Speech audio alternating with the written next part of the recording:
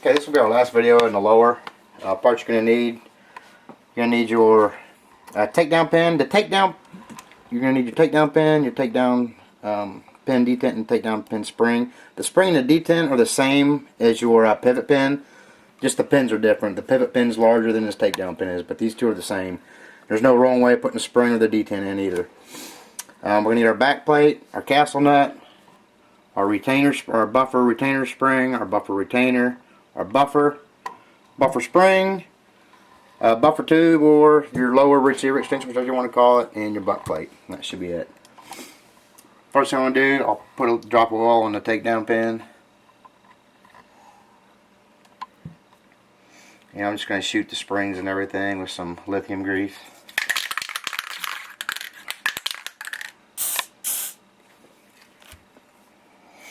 We'll go ahead and put your spring in. Like I said, this is your retainer spring, your buffer retainer. It doesn't go in the wrong way.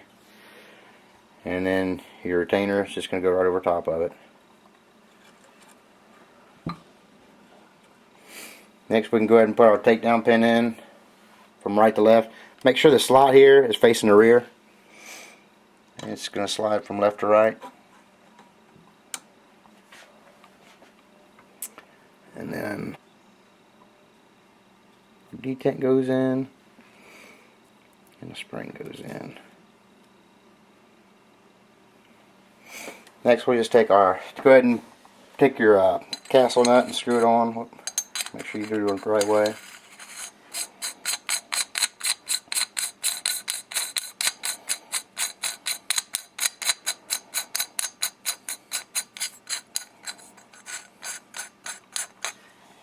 And our back plate. Your back plate, you want the nub facing out so it goes into this hole right here. And there's a little flattened part on your lower receiver extension. This is just going to ride on there, that little tab in your back plate.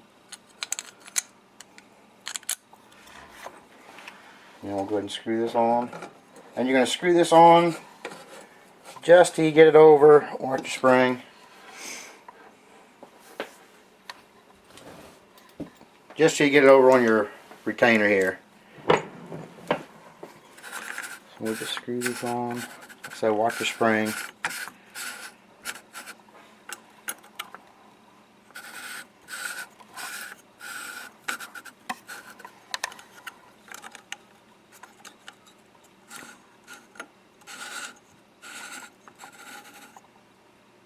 We'll go ahead and take our spring out for now until we get this thing on. Okay, right now I'm hitting the retainer. You're just going to push this down.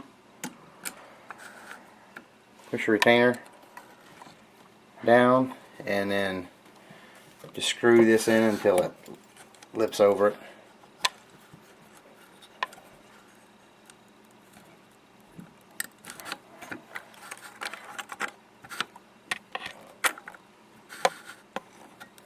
And all that, you're just going to put on there enough for it to hold it down.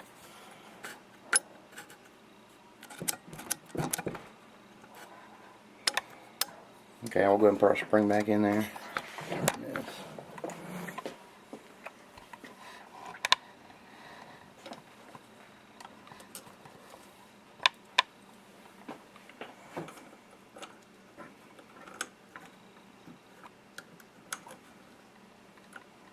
And you're just going to try to make sure your spring doesn't bind.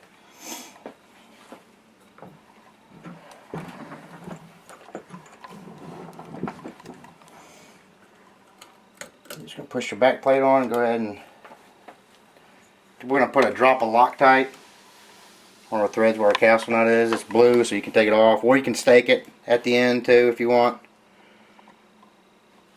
Just a couple drops on there.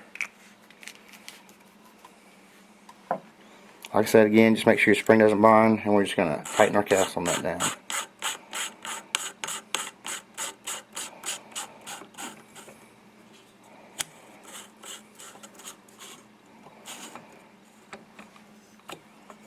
So we just get a castle nut wrench now and tighten it up. Okay, now we just snug this up with the castle wrench.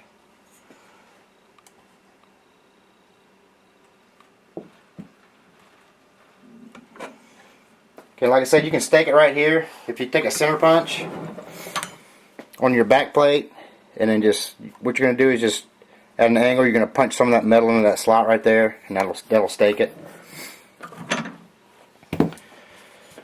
Next we'll do our buffer spring and our buffer too. I'll just spray some grease, pretty good amount on the spring, on the buffer.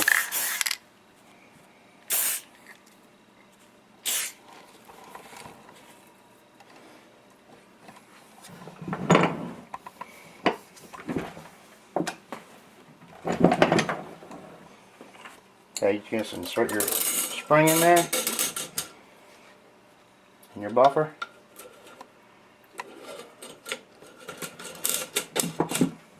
Just make sure it's not bound up in there, and obviously that your retainer's holding it. And next we'll do the buttstock. Now if you have a regular M4 type buttstock, you're just going to pull down the handle this way and it'll slide right on, snap it back up. The Magpul's a little bit different. I'll show you how to do that.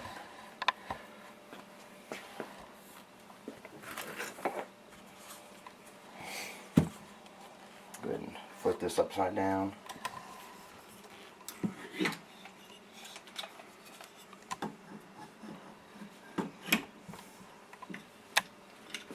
Okay, we'll make sure we don't hit our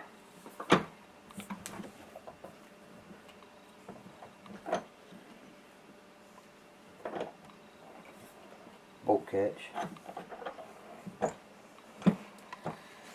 We'll just slide this on as far as it'll go. Now you're just going to pry up on this tab right here.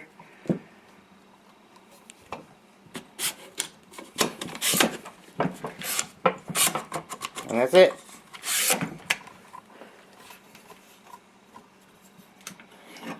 Flip around. And the lower receiver complete. Next I'll start a video on the upper receiver.